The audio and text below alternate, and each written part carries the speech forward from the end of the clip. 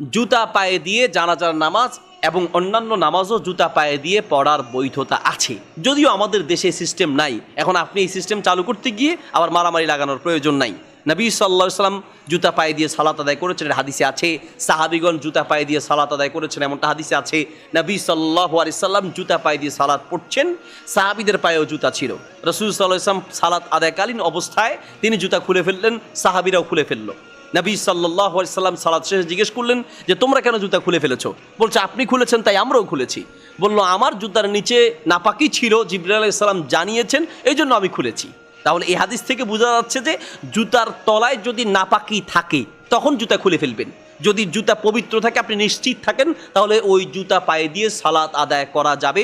অন্যান্য সালাত তো আদায় করা যাবেই, জানাজার নামাজও আদায় করা যাবে। আমাদের সমাজে যেটা করে, জুতা খুলে সেই জুতার উপরে দাঁড়িয়ে নামাজ পড়ে এবং বলে দেয় যে জুতা খুলেন, জানাজার নামাজে দাঁড়ান।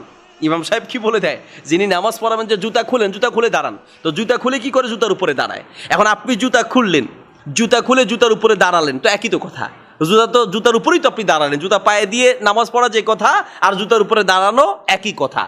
যদি আপনি নিশ্চিত হন যে জুতার নিচে নাপাক আছে, তাহলে আপনি সেই ক্ষেত্রে জুতা খুলে আপনি পবিত্র জায়গায় দাঁড়িয়ে নামাজ পড়বেন, জানাজার নামাজ। আর যদি আপনি নিশ্চিত হন যে না, জুতার নিচে কোনো নাপাকি নেই, তাহলে জুতা পায়ে দিয়ে জানাজার নামাজ পড়া যাবে।